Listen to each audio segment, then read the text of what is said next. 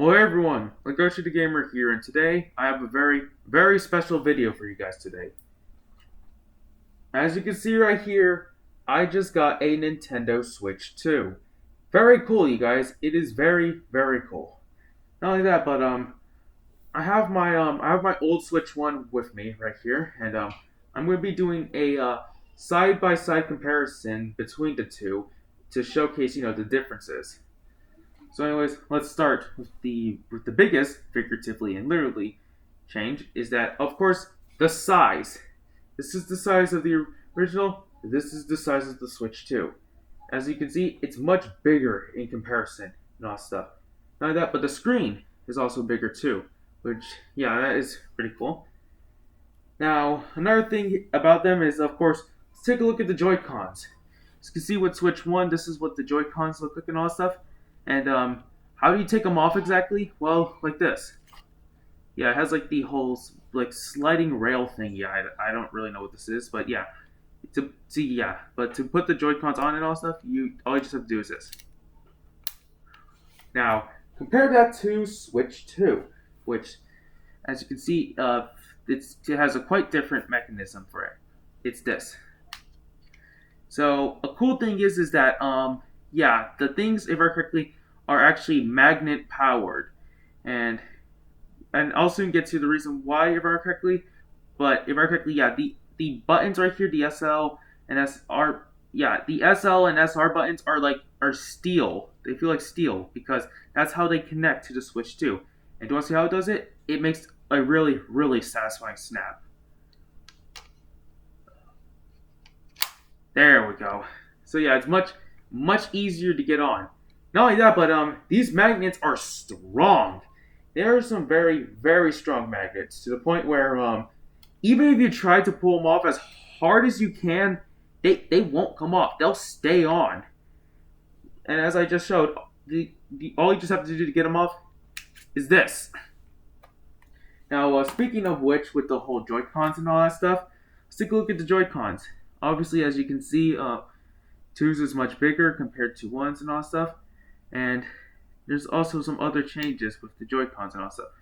For starters, there's the C button right here, which the C button is for the whole game chat and all that stuff, which it took Nintendo a while to add in game chat. However, like usual, most people just use Discord, especially since game chat, of course, you need a Nintendo Online subscription to use the C button and all that stuff, when you can literally use Discord and it's free. And it's cross-platform as well, meaning that, let's say you're playing Fortnite, and since Fortnite is cross-platform and all that stuff, and with game chat, obviously you can only chat with people that have a Switch 2 and all that stuff. While with Discord, someone else could be playing on PC, Xbox, or PlayStation, and you can still chat with them and all that stuff. Which, there's a good reason why a lot of people called the game chat thing Discord at home. But going back to the whole thing about it, as you can see, holding the Joy-Con like this is playing the Switch with the Joy-Con can feel a bit uncomfortable and is not really a superior way, especially since, and all that stuff. Compared to this, it's much more comfortable, and much more comfortable with depending on how big your hands are. If your hands are small, then this can be a problem. But if your hands are big, then this is actually a really good upgrade and all stuff. However, playing with your Switch, like with just the Joy-Con, it's still the most inferior way to play with your Switch and all that stuff. Which, I still don't recommend it though. And anyways, once again, connecting this back on. Now, another interesting thing is that the kickstand. So you can see this is the kickstand for the Nintendo Switch, and there's a problem with this. Come on. So this is what the kickstand looks like and all that stuff. So let me just I don't know where to put it. So the kickstand, you can set it up and all that stuff. But here's a problem. The kickstand it's pretty flimsy. It's pretty flimsy. Like mine has fallen off a few times, unintentionally sometimes. And as you can see, it breaks off pretty easily. don't worry. Nintendo obviously knew that this thing would be very flimsy, so you can just you know uh, reattach it back on. But it's still an issue nonetheless that the kickstand is very flimsy compared to Switch 2. As you can see right here, this is its kickstand, and okay, yeah, this is what the kickstand looks like and all that stuff. And yep, you can pretty much do that. It's much more bigger and it's not as flimsy. And you can even do it like this if you want. Which if you try to do that with the normal Switch kickstand, yeah, you probably already know how this is gonna end. Alright, so let's just put the thing back down. And yeah. Now one very big upgrade that this thing has is that of course it's more powerful than the Switch. So one thing that the Switch often gets criticized about is it having not as good hardware compared to the Series X and the PlayStation 5, and that is a very big problem. That's a very big problem because of course there's some games on there's some games on Switch that they struggle to run and all that stuff compared to on PlayStation and Xbox where like they run perfectly fine and all that stuff.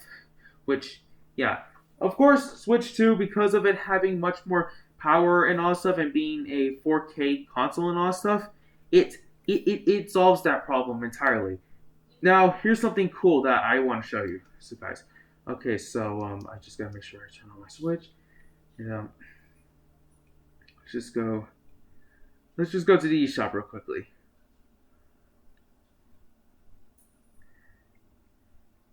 And yeah, so let's just go to the eShop real quickly. Here's something really cool.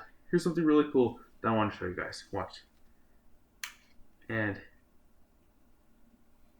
as you guys can see, you can use your Joy-Con as a mouse. I don't think I've ever seen a mouse-related console ever before. Well, I think mouses can be compatible with consoles, but you know what I'm trying to say. It's quite genius, honestly, that they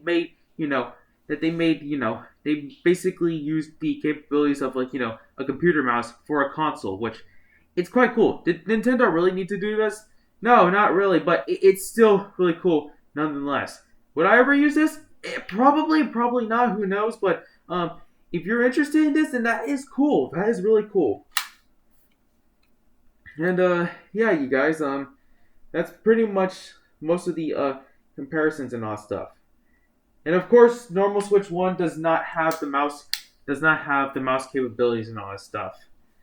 So yeah, in short, basically, the Switch 2 actually does feel like a worthwhile investment since it basically does everything that the normal Switch can do, but even better and all that stuff. Soon I am thinking of getting a Steam Deck, especially considering the fact that, as you guys know, I'm not a PC player, I'm a console player. However, considering the fact that PCs cost a lot, the reason why I was thinking of getting a Steam Deck is because that's basically the closest thing I can get to affording a PC and all that stuff. And the thing is, with the Steam Deck soon, once I get it, I'm actually going to do a side-by-side comparison with the normal Nintendo Switch 2. And yeah, it's going to be cool. I don't know when am I going to get a Steam Deck, especially since those, like I said, they cost a lot. And yeah.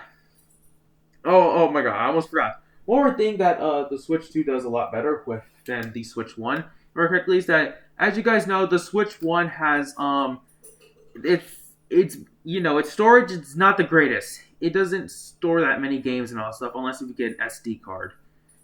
While the Switch 2, it stores like a 200 and something amounts of storage and all that stuff, which is like a lot compared to the normal Switch, which I think it had like a 32, which that's little. That is very little. Which, yeah. So I do recommend would I recommend the Switch 2? Absolutely. That is if you have the money, of course. Because it is very pricey, Which, yeah. And the funny thing is that it's funny to me how there's a lot of instances where I don't know, just that there's a lot of instances where there's some people that are saying that they would never buy the Switch 2 or support Nintendo ever again with all the practices and all that stuff. Now, I'm not trying to defend Nintendo. No, Nintendo definitely does deserve some of the hate it gets and all that stuff. But what I'm saying is that it's funny to me that people were saying that they'll never buy the Switch 2 because of Nintendo being all, However, as you guys know, the pre-orders, it sold out really quickly. And then people were starting to blame the scalpers for it. Which, true, there were scalpers, but how can you tell if they were scalpers or not? What if a lot of the people were just normal people? Sure, yes, I do know for a fact that scalpers probably got their hands on it and all that stuff, but yeah. But then when the Switch actually fully launched and all that stuff, some of the people that were trashing on it and all that stuff actually bought one. Which I'm not mad. I just find it kind of ironic. To be fair, gaming boycotts honestly work about as well as a McDonald's ice cream machine. And yeah, it's funny. It's kind of funny and pretty ironic at the same time that people are saying that they'll never buy the Switch 2, only for them to end up buying it anyways. Which obviously, when I did my whole Nintendo rant video and all that stuff, I didn't say that I was never buying a Switch 2. Because obviously, as you can see, I have one right now, and I enjoy it. I really do enjoy it. I'll get a Steam Deck soon, and like I just said, I'll soon do a video comparing the two together and all that stuff. But yeah, I definitely enjoyed this, and this was definitely a worthwhile investment for me and all that stuff. So I would give the Switch 2 a 9 out of 10. The reason why I'm not giving it a perfect score is because of one very, very big problem. That being, of course, the game prices and all that stuff. Like, seriously, $80 for Mario Kart, that's a shakedown if I've ever seen one. That's straight up highway robbery. $80 for one single game. And it's not even a deluxe edition. It's just the base standard edition.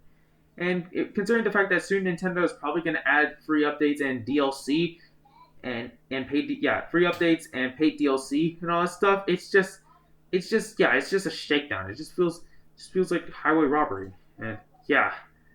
I don't have Mario Kart World, especially since I already transferred all my data from my old Switch to the new one and all that stuff. I'll soon get Mario Kart World, but probably I'm gonna wait until it gets a bunch of free updates and free DLC and all that stuff. But yeah, you guys. Anyways, that's pretty much it for my whole review on the Switch 2 and all this stuff. And I really did enjoy. I was holding it the wrong way. I really enjoyed my my normal Nintendo Switch, and I had it for quite a while and all that stuff. But the Switch 2, on the other hand, it basically does everything the normal Switch does, but a lot better. Now, it's in no way powerful than the Steam Deck, of course, because the Steam Deck is basically a handheld PC.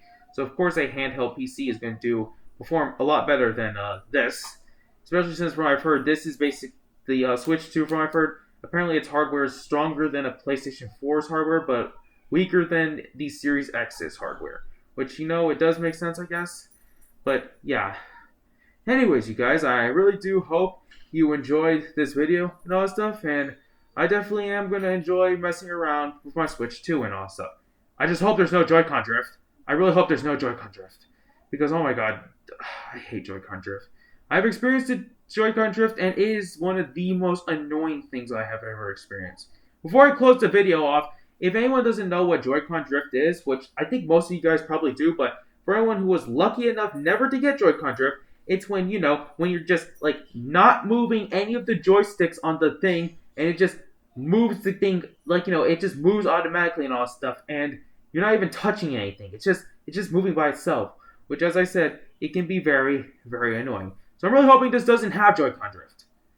But yeah, now to close out the video for real. Hope you guys enjoyed this video, and I'll see you all in the next video. This is Legoshi the Gamer, signing off.